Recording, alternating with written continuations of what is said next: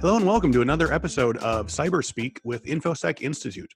Today's guest is Eric Stevens, Vice President, Engineering and Principal Architect at ProtectWise. Eric is going to tell us about a recent white paper published by ProtectWise entitled The State of AI in Cybersecurity. Eric Stevens leads engineering, technology architecture, delivery, and infrastructure of the ProtectWise cloud-delivered network detection and response platform and related technologies. Eric joined ProtectWise as a founding team member and the company's principal architect.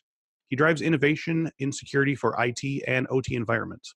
He's an experienced architect for distributed systems design, data processing at massive scale, and cloud computing. He holds a BS in computer science from Millersville University of Pennsylvania. Eric, thank you for your time today. Thanks for having me. So let's talk a little bit about your security journey. Where did you first get interested in computers and tech, and how did you transition specifically to security and engineering? And I'm not sure I ever really transitioned into it. I fell in love with computers the very first time I ever touched one. Okay. At my best friend's house when I was probably like 7 years old, and he had a Commodore 64, and we learned how to write Mad Libs, so it'd ask you little questions and it create silly sentences. And the very first experience I ever had with computers was programming. So my cousin gave me an 8086. I did some PW Basic. I got involved in BBSs. When I got into college, I started doing packet capture and fuzzing and trying to exploit systems. I learned a lot from online mailing lists like BugTrack. So, man, for me, it's always been there. It's been in my DNA. So you're a lifer. yeah, I'm definitely a lifer. So to my parents' dismay, when I destroyed computers as I was understanding them better, I learned the hard way what partitioning means. Oh. Also, the reference to Commodore 64 means we are exactly the same age. So let's start out by defining our terms here. When we're talking about AI and cybersecurity, and so when we talk about AI as it pertains to security and cybersecurity and AI-related enabled projects, what exactly are we talking about? What kind of tasks is artificial intelligence doing with regard to online security? It's a broad term, and different people mean different things. It has a very strong definition, but how people interpret that is a bit subjective, and it's unfortunately subject to a lot of marketing confusion. A lot of people calling things AI or ML that may not justify the term. I think though when most people think about AI, they're thinking about some of the more statistical disciplines like machine learning, artificial neural networks, deep learning, and other things like that. The term is broader than that, obviously. We have things like chatbots that have no automated learning, technically count as AI, but I don't think it's what people think of.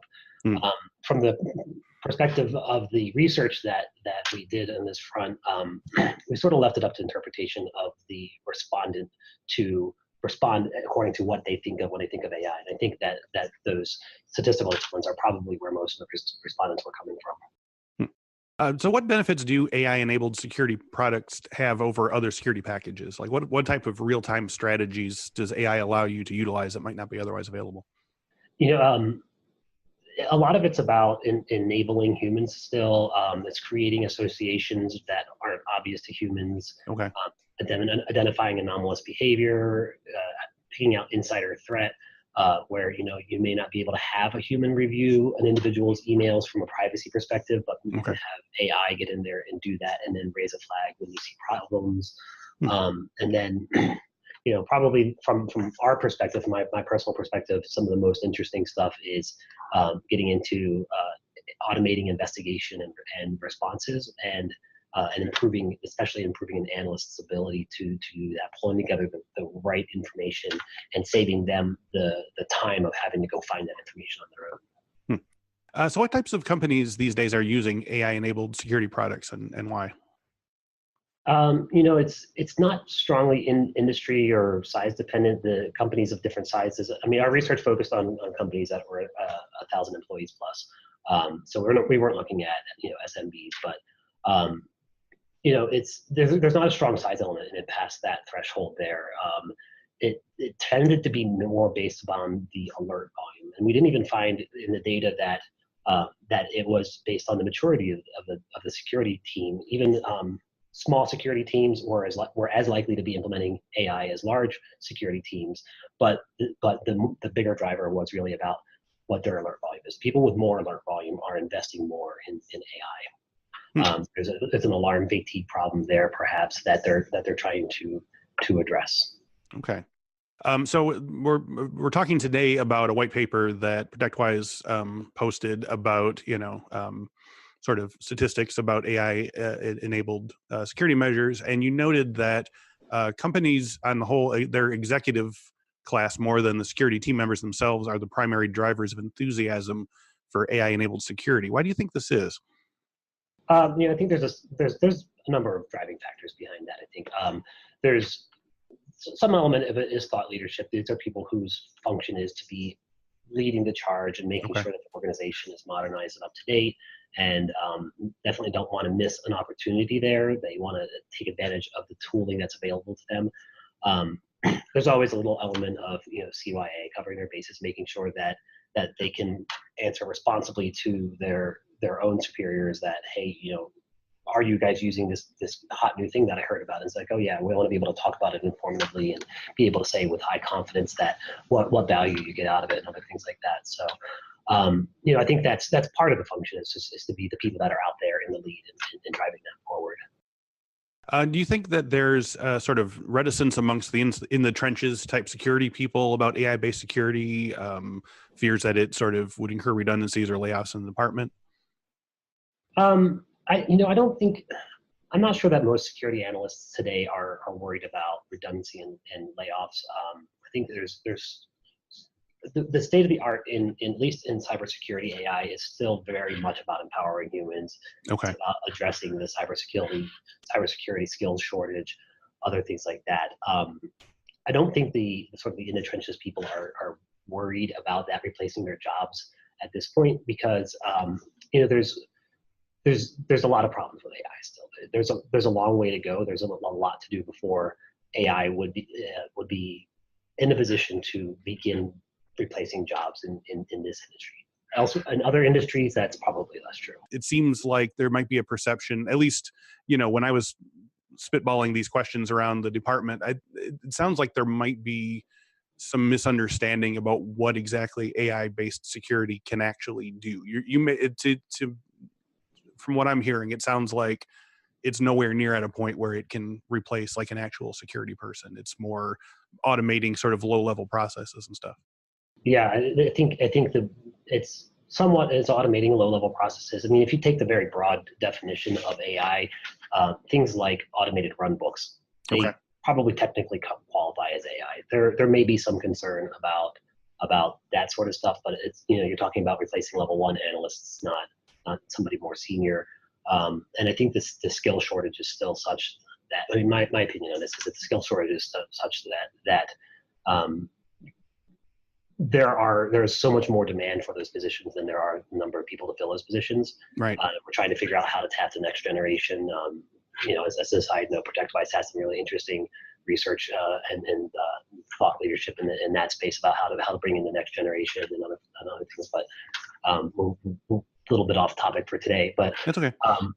We're very interested in the skills gap right now. We're talking to a lot of people about that, so that fits right in there. Yeah, the skills gap is the biggest concern, and I think from my perspective, the skills gap is part of why an analyst the typical analyst wouldn't worry about that. I mean, I'm not saying that nobody does, but I think that if that fear is out there, it's a little bit unfounded at this point, and definitely, cybersecurity AI is nowhere close to being able to do that, except for very basic functions. And instead, I think what you see is AI is in a position to empower those humans by taking away some of that mundane work. When you're investigating an incident or a potential incident, you're trying to figure out how bad is this? Is this bad? What's going on here?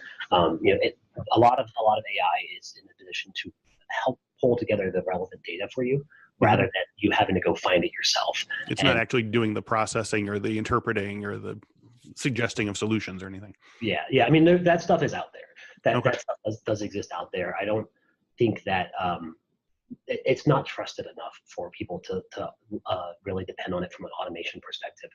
I forget the numbers. I have them here. you know, 54% of our respondents in our survey said that that results are inaccurate and untrustworthy and need human review. So that's Ah, a high threshold. okay.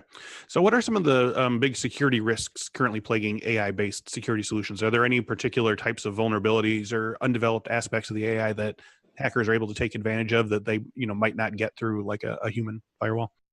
Yeah, absolutely. I mean, probably some of the biggest concerns and the things that are most difficult to control for in the current environment, in the current ecosystem, is there's absence of controls around something called adversarial AI or adversarial machine learning, Hmm. where you if you are able to synthesize some data that's being considered by a machine learning algorithm, for example, especially if it's like a labeled algorithm, you can poison the results. You can cause it to come up with incorrect answers, and that those incorrectnesses could be false negatives, but possibly potentially worse, depending on the motivation of the attacker. It could be false positives, where you've successfully convinced that the firewall that your payment processing systems are an attacker because no humans involved in there. The human would look at that and say, "Whoa, I'm not gonna firewall off that Yeah. system. It's way too critical." But an AI isn't going to have that objective judgment or that subjective judgment to be able to do that, and it's just going to potentially cause disruption in business continuity and other things like that.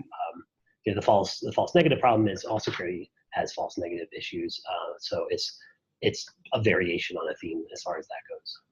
Yeah, it sounds kind of like, the automated sprinklers going on because someone microwaved their burrito too long or something like that. You're Yeah, that kind of stuff is strong solutions to non-existing issues. So, yeah. so within that sort of framework, what are some of the limitations of AI-based security? I mean, is there sort of a human element involved where, if you're sort of setting the AI to look for the wrong things, they're going to give you back the wrong results? Or, are these things that need to be considered when you're implementing? Yeah, I mean that the false positive rate is a big deal for certain. From a limitations perspective, most respondents felt that, or about just shy of half of respondents felt that it's very high maintenance in the sense that it's very difficult to create rules in AI. Like it might be harder than just not bothering. There's a huge false positive problem. That was a majority of people felt that way. Almost 2/3 of people felt like no AI solutions on the market today offer a significant advantage for 0 days, and they're getting a lot of mixed results. Um, it's still very hard to use. It's hard to reason about the results. A lot of machine learning algorithms present a judgment on something, and they can't really tell you why. I mean, Hmm. not in the way that a human could understand it. Is Right. these signals happen to correlate together and indicate with some percent confidence that there's a problem here, but I can't really tell you why, because I just know that when those happen together, it's an indicator of a problem. Um, That's is it, it's often inactionable from an okay. okay. So our organization is sending more bytes to China. What can I do about that? There's Ah, may not be a lot. right, right. So, in a sense of the learning curve of AI, is there a possibility that some of these deficiencies will sort of naturally fill themselves in over the course of time? Like if your AI system is giving back false positives, can you sort of retrain it to sort of have more discernment, or is this just a blind spot you're always going to have to sort of interpret with humans? I think that we will improve that ability over time as an Okay. industry as a whole. I think as we get access to larger and larger data sets, we can do a better job of protecting against that. I think that there's also just a matter of setting your confidence thresholds appropriately. If you're talking about machine learning based AI, for example, you have a slider that you can say only alert me about this when you go above this level of confidence. Gotcha. Um, the false negative problem means that everybody would prefer to every security vendor would prefer to have a false positive, because nobody's too upset when you say, hey, this was bad and it wasn't, but they get real upset when you say, hey, this was good and it wasn't. I think there'll be better controls given to analysts to be able to set their own thresholds and make the decision on the adopted risk versus the alert volume that they want to see out of there. I mean, alert volume is a big concern. It's sort of unusual, and the research data that we have shows an unusual result in that companies that invest more in AI tend to be those companies with higher alert volumes initially. But then one of the number one complaints about AI is its alert volume. So it may not be helping the reason that the addressing the fundamental problem that is why they're seeking out AI in the first place. So from a sort of a 10,000 foot view, what improvements would you like to see in AI-based security programs in the future? There's a lot. Okay. I think data collection is one of the biggest things that, data is the new oil, and companies that have access to really large data sets are going to do a much better job in AI. But the visceral improvements that we want to see as analysts is we want to see that false positive rate come down. We want to have better confidence. When this thing says it's bad, I want to have really high confidence. In AI at large, false positives aren't as much of a problem. If you ask Google Images to describe what's in a photo and it says it's a banana but it's a cat, like, wow, that's funny, and we move on with our life. And right. There's low consequences there, but in security, the consequences are a lot higher, a lot more visceral. So our threshold for acceptable failure rates needs to be a lot less tolerant. The ways that we can do that is understanding the problems better. AI, especially ML-based AI, machine learning-based AI, benefits the most when we understand the problem space really, really well. And I would say we often don't understand the problem space as well as we should in the security industry. And it makes it hard for us to use AI to address problems when a lot of our response to those problems are just sort of gut feeling about things, and there's a lot of subjective analysis that's still being done rather than really deep dependency on data and other things like that. But when you're talking about AI, without the data, you're not going to be successful. So going back to my other question before, it doesn't sound like it, but do you see other industries utilizing AI to find solutions to human AI questions without simply sort of laying off a swath of the skilled workforce? I think we're all worried about, Skynet and so forth. But, do you think that sort of AI is sort of even being considered for that sort of role, or is it really always going to be this sort of subservient, low-level processing role? There's a New York Times article that I actually learned about from you. Thanks for that. Yeah. That talks about this, and I think behind closed doors, yeah, people are absolutely looking for machines to replace humans wherever they can get away with it. Mm-hmm. That's sort of the dirty secret. People don't talk about it publicly, but from a corporate profitability perspective, there's always going to be a drive to improve your profits, and so if there's a way to do that, if it displaces humans, then they're going to do that. I think some job functions are more susceptible to that. We see not even non-machine or non-AI based solutions to reducing workforce count in things like supermarkets with automated checkouts and self-checkouts and ordering kiosks in a fast food joint instead of talking to a cashier and those sorts of things. It's not a problem that's unique to AI. It's a problem that it's been around for centuries.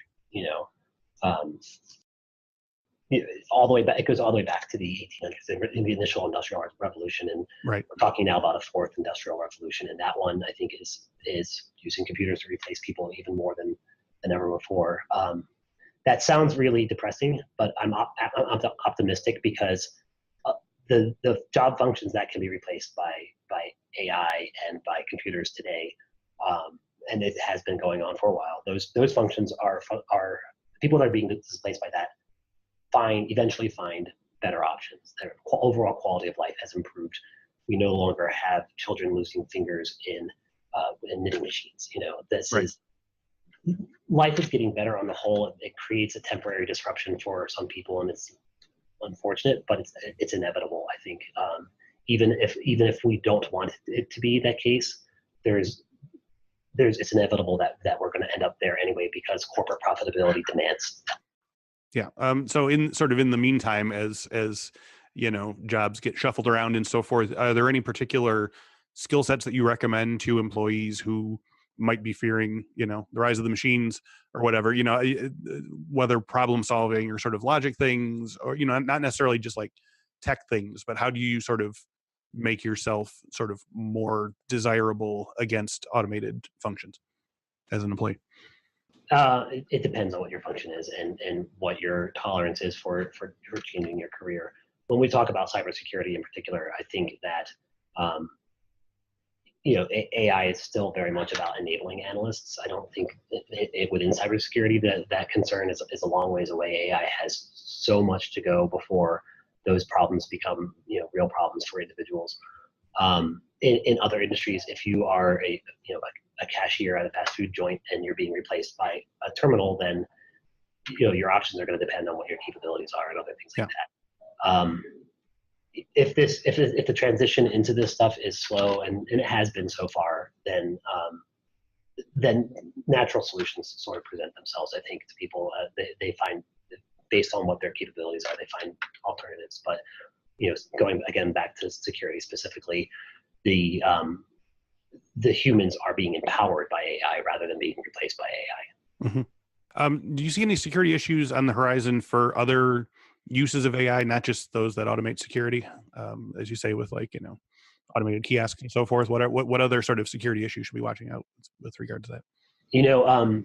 Actually, one of the things that I probably lose sleep over is offensive use of AI, where the hackers begin to deploy AI against us. And now, you have machine versus machine, and it's a little bit fantastical, but it's not impossible. The attackers will begin using that stuff. I think we're less than 5 years away before we start to see major initiatives that are AI driven offensive attacks. I think we'll probably see it first in the form of things like spear phishing and other things like that, where a bot can collect enough data about a person to create a really believable phishing attack against them. There's a chance that as data breaches and other things become more public, attackers will be able to use AI for passive vulnerability assessment. Say, hey, here's the weak points in that company based on a breach that they had before. I can learn more about them, and attackers get access to enough data, especially state-sponsored attackers have access to enough data to be able to passively identify problems in organizations. But beyond the offensive uses of AI, I think people are possibly aware of it, but AI is increasingly entering our personal lives. How many people have an Amazon device in their house, or a Google Home, or the Facebook one?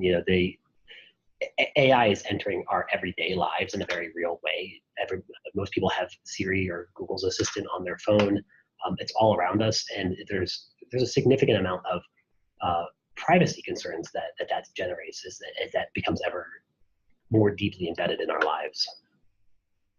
So as we wrap up today, tell us a little bit about your company, ProtectWise. What are you currently working on as VP of Engineering with ProtectWise?